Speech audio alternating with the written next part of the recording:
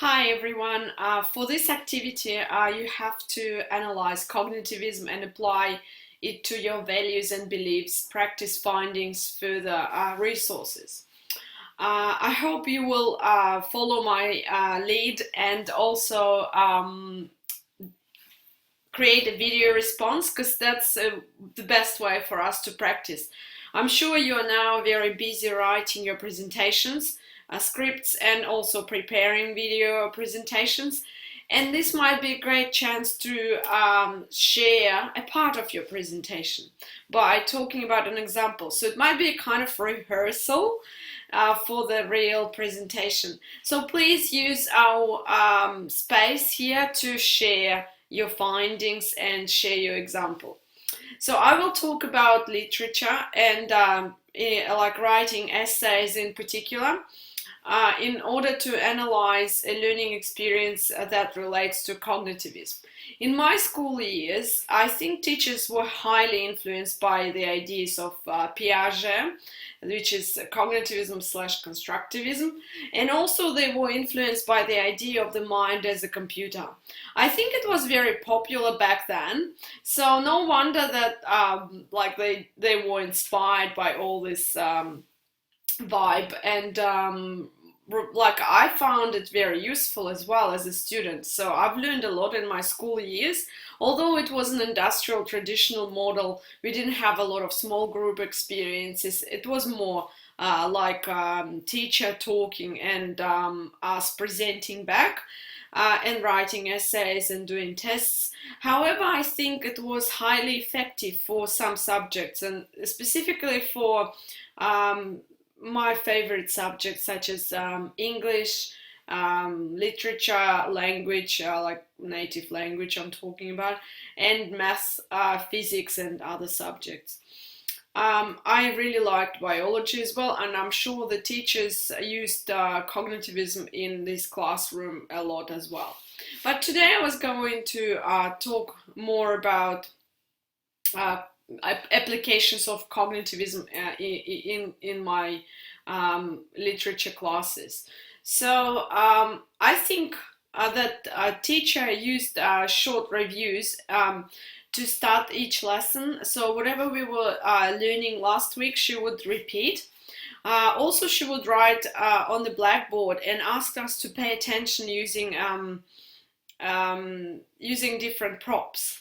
So she would present new information in chunks, and if we talk about literature, there would be chapters in a book. So also if she would introduce a new writer, we have to, or a story, we have to read like one chapter at a time.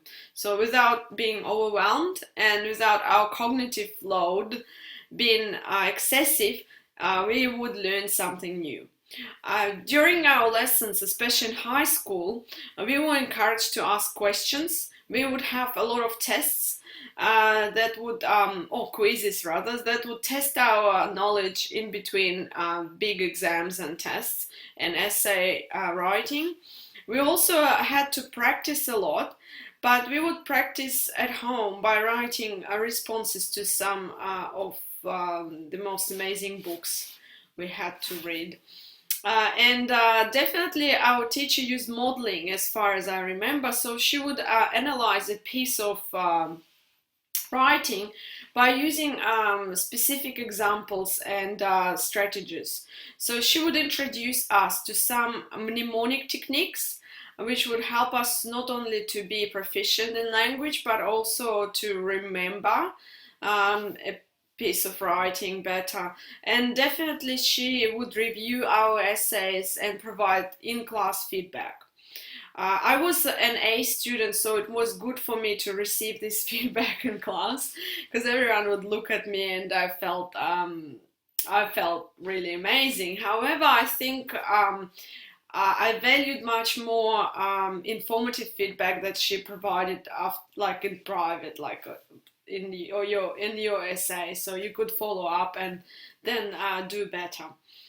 For my poetry pieces, and I like most of the stuff that I had to write about was is a novels or poems, so I had to rehearse these pieces, and I remember we were asked to learn pieces of prose, which was really hard. Compared to the rhyming poetry, I found that learning a piece of like an excerpt from War and Peace was really hard, because it's like you have to like learn something complex and remember the right order. So I think cognitively wise, it was a really, really, really hard task.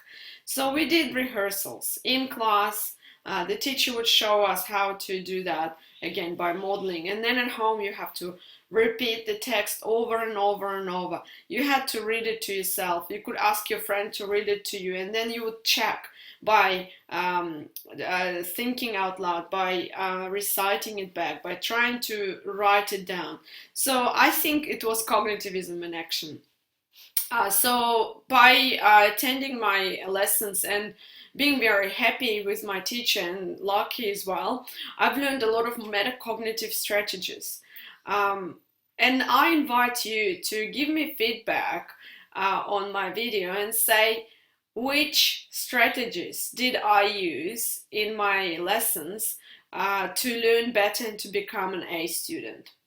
And on the final note, I would say that I had to write a long essay to get into my uni 20 years ago. So it was a big competition. So we had like 100 people per one sport, because I had to write an essay, then I had to pass a verbal oral examination, and then I had to sit a test. So we had 3 exams to get into the uni, because it was one of the best unis in my in my city and in my country. So think about how did my teacher helped me to become an effective learner and actually passed all these tests successfully, and what are those metacognitive strategies that she used. Thank you so much, and I'm waiting to see your feedback and look forward to see your video responses with your personal examples. Bye.